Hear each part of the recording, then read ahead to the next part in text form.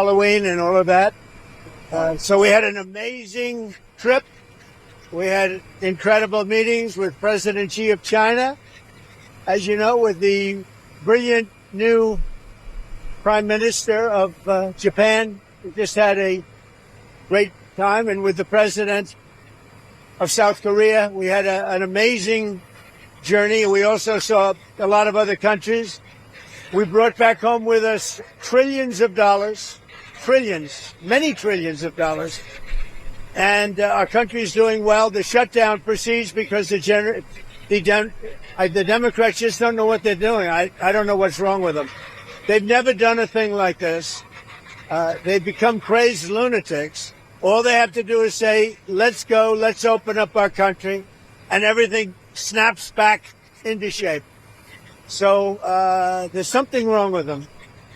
Are you going to meet with Democratic leadership? I'm always going to meet. All they have to do is open up the country. Let them open up the country, and we'll meet. We'll meet very quickly. But they have to open up the country. It's their fault. Everything is their fault. It's so easily solved. You know, we have a number of Democrats that have already voted for this.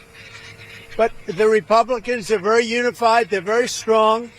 And they want to do what's right for the country. They don't want to see trillions of dollars wasted on people that came into our country illegally, many from prisons and many from areas that you don't want to even know about. So we'd like to see this taken care of rapidly. You have a lot of, we have tremendous support, but it's not even support, it's common sense. Open up the country. Obamacare has turned out to be a disaster, as I've been saying for years. It can be fixed or redone. People don't get good health care, and their premiums go up every single year. So we should change it. It's a disaster. Obamacare is bad health care at a very high price. So would you like to see a deal to extend? So tonight we have a big celebration of Halloween, and I'll see you later. Thank you very much. Mr. President, I have a lot of meetings there, and lunches, meetings, a lot of things having to do with the economics of America. We took in approximately $3 trillion over the last few days from the trips that we made. They were unbelievable. The deal with China is going to be wonderful. I think it's going to be long-lasting. I got really along with President Xi very well, as you saw. You were there. Many of you were there. And I think it's great. I think it's great. I think it's really good. Are you set? Are you okay? I'm sorry, I'm not getting any audio for it. Okay, well, let's get it right. All right, we have enough, sir. Okay.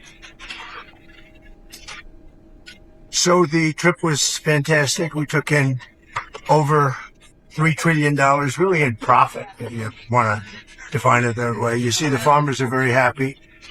I think it's 25 million tons, but it's numbers that they've never seen before in terms of soybeans, in terms of other things. We have numbers coming to our farmers that the farmers have never seen before from China. Our farmers are very happy. I suggest that they go out and buy larger tractors and more land. Okay? We want larger tractors and more land because nobody's ever seen anything like it.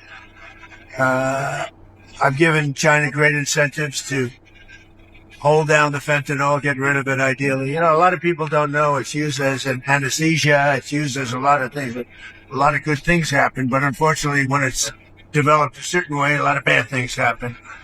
Because a lot of people would say, well, why is it made? I mean, it's made for a lot of good purposes, but it also has some very bad purposes when you design it a certain way and people can take it and design it.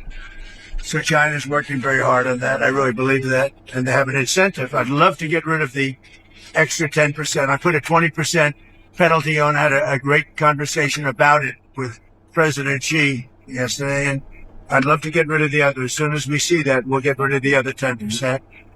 Other than that, we haven't cut the tariffs at all with China. But we're going to have a great relationship with them, I think, for a long period of time. If we have a smart president, we'll have a great relationship. If we don't have a smart president, which is also a very strong possibility, then we won't have a great relationship. But China is, the meeting with China was incredible. The meeting with Japan, incredible. And the meeting with South Korea, likewise, incredible, all of them. And trillions of dollars are coming back to our country because of those meetings.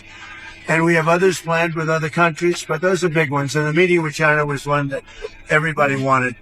The meeting with the new prime minister, who's fantastic, of Japan, could not have gone better. We've worked out our deal. And South Korea, you saw the way we were treated. Our country is respected again. When they treat me with that kind of respect, they're treating our country with that kind of respect, which is much more important. And our country is respected again. Do you have any questions? There are reports that you are considering strikes within Venezuela. Is that true? No. Have you made a decision on that? No, it's not true. Mr. President, on the nuclear strikes, the nuclear tests that you were talking about, and are you talking about literally resuming underground nuclear detonation tests? You'll find out very soon, but we're going to do some testing yet. Other countries do it. If they're going to do it, we're going to do it. Okay, you can't clarify whether you'll resume. I'm not going to say yet. I mean, I know exactly what we're doing, where we're doing it, but other countries are doing it, and if other countries do it, we do it. Is there more details on the FBI thwarting that terrorist attack in Michigan that was set to happen over the weekend? Following weekend, the FBI. We're catching people before they ever start. Yep. Mr. President, your response to Viktor Orban saying he will ask for an exemption from U.S. sanctions on Russian oil? He has asked for an exemption. We haven't granted one, but he has asked. Victor, he's a friend of mine. He's asked for an exemption. What else? Mr. President, on Venezuela. Yeah, please.